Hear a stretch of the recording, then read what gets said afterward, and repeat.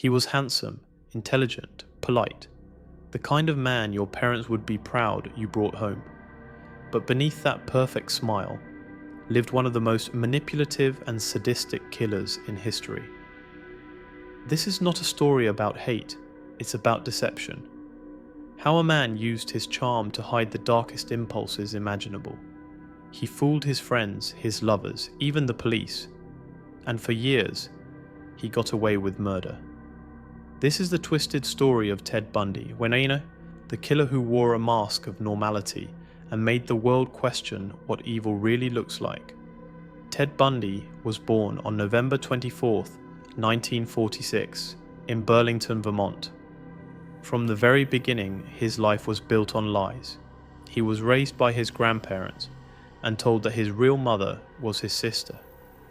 That secret haunted him for years, shaping his anger and confusion toward women. As a child, Bundy was quiet, intelligent, but emotionally detached. Neighbors described him as polite but strange. He often spied on women through windows, stole knives from kitchens, and seemed fascinated by control. Long before anyone realized what that would mean. By his teenage years, Ted was obsessed with violent pornography and crime stories.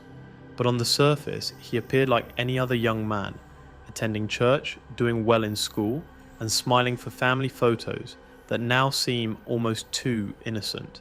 In 1974, women started disappearing around Washington state. College students, young professionals, gone without a trace. No fingerprints, no witnesses, nothing. But one detail kept coming up. A man named Ted, often seen driving a beige Volkswagen Beetle. He was polite, handsome, and seemed harmless. He'd approach women pretending to be injured, his arm in a sling, holding books, asking for help loading something into his car. Once they got close enough, they never came back. Bundy was methodical. He planned his attacks carefully, often revisiting crime scenes, taking trophies, even styling his victims after his ex-girlfriend. His dual life grew stronger. Law student by day, predator by night. He attended political rallies, shook hands with important people, and no one suspected a thing. By 1975, the disappearances had spread beyond Washington, into Oregon, Utah, and Colorado. Different states, same pattern, he was always one step ahead. Police forces were overwhelmed. They had a description, a name, Ted, and even the car model. But there were too many Teds, too many Beetles. He used the chaos to his advantage. One survivor, Carol Duranch, escaped his car after he tried to handcuff her. Her testimony later became key evidence, but at the time, Bundy had already moved on, blending into another city, another life. In August 1975, police stopped Bundy's Volkswagen in Utah. Inside, they found masks, handcuffs, a crowbar, and trash bags, items that would look innocent alone, but together painted a horrifying picture. He was arrested for kidnapping Carol Duranch, but investigators soon realized they had stumbled onto something much, much bigger. While awaiting trial, Bundy represented himself, confident, calm, almost charming. But behind that self-assured act, he was planning his next move. Ted Bundy escaped custody not once, but twice. The first time, he jumped from a courthouse window during a break in his trial, landing 2 floors below and vanishing into the mountains. He was caught 6 days later. The second escape was even more unbelievable. He lost weight until he could squeeze through a hole in the ceiling of his jail cell. He climbed through ducts, dropped into a guard's apartment, changed clothes, and walked right out the front door. He vanished for weeks. And when he resurfaced, it was in Florida. A new state, a new identity, but the same evil. In January 1978, Bundy broke into a sorority house at Florida State University. He brutally attacked several women, killing 2 of them and leaving others permanently scarred. Hours later, he assaulted another young woman miles away. The attacks were savage, impulsive, and left a trail of chaos. By this point, Bundy was losing control. The careful, charming killer was now reckless, desperate, and sloppy. Police finally captured him after pulling over a stolen car. When asked his name, he simply said, "I guess you got me." Bundy's trial became one of the first true media spectacles in American history. It was 1979. Television cameras rolled inside the courtroom for the very first time. Across the country, millions of people tuned in to watch the handsome law student who had turned into a murderer. But Ted Bundy wasn't just on trial. He was performing. He walked into the courtroom in a perfectly ironed suit, smiling, nodding politely, addressing the judge as "Your Honor" like a seasoned attorney. He chose to defend himself, a move that confused many. But for Bundy, it was the ultimate stage. He wanted control. He wanted to talk. He questioned witnesses, cross-examined police officers, and argued with prosecutors as if his life were a debate competition rather than a death trial. Reporters wrote that Bundy seemed to enjoy every second. He flirted with the cameras, laughed at jokes, and often looked directly into the lens, as though he knew the world was watching. To some, it was unsettling. To others, strangely captivating. Crowds lined up outside the courthouse every morning, hoping to catch a glimpse of him. Women mailed him letters, photos, even love confessions. Some came to the trial wearing "Ted is innocent" t-shirts. The darker truth was that Bundy's charisma still worked, even after everything he had done. He had turned fear into fascination. During one session, he surprised everyone by calling Carol Ann Boone, an old friend, to the witness stand. In front of the entire courtroom, he proposed to her.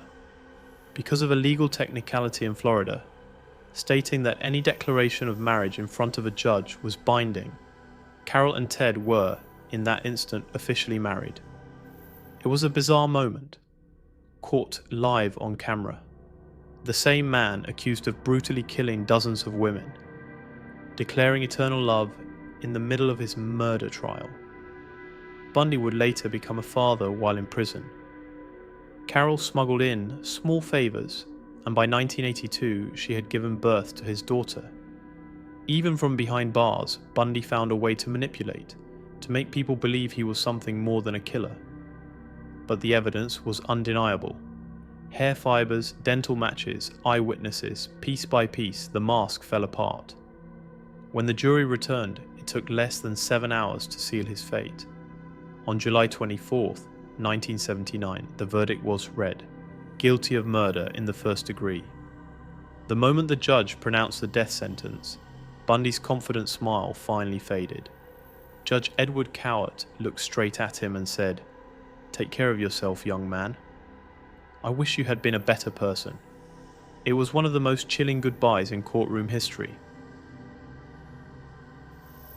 Over the next decade, Bundy lived on death row at Florida State Prison. He spent his days reading law books, writing letters, and occasionally giving interviews, never truly admitting the full scale of his crimes. But as the execution date drew closer, his tone changed. He began to confess. One murder here, another there, as if bargaining for more time. Investigators from across the country visited his cell, hoping to close unsolved cases.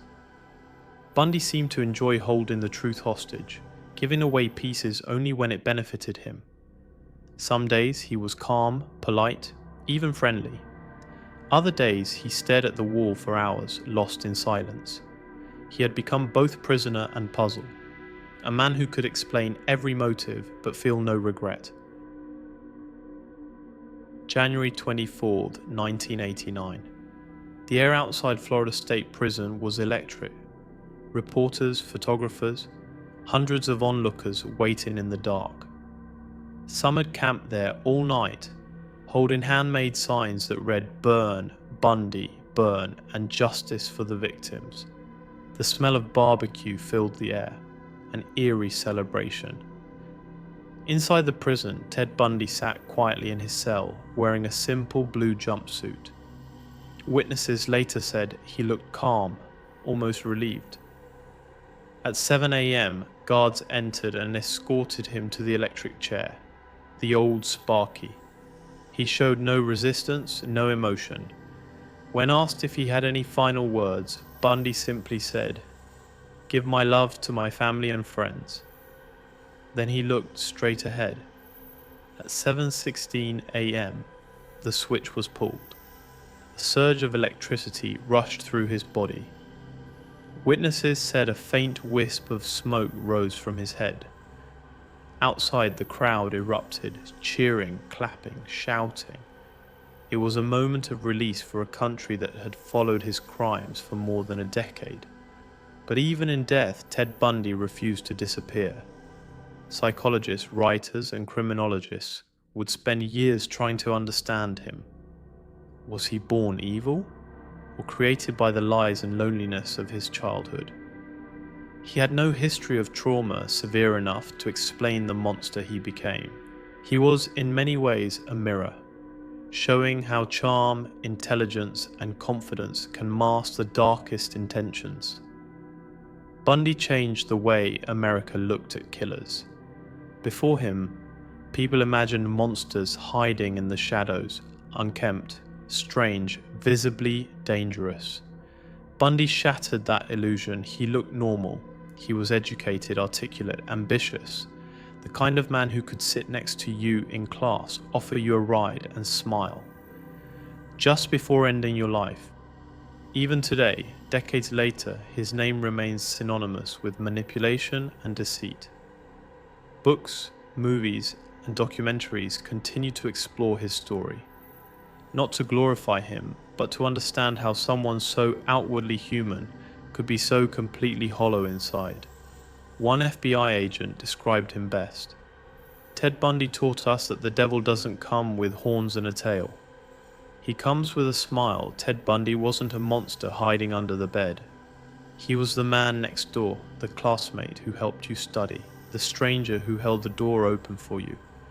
He existed in plain sight, and that's what makes his story so terrifying.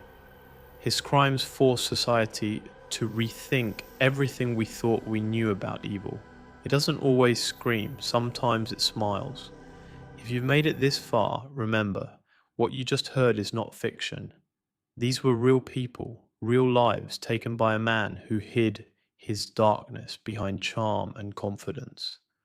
So the next time someone tells you that monsters don't look human, think again. Make sure to like, subscribe, and stay tuned. Because in our next story, we'll uncover another mind that walked the thin line between genius and pure darkness.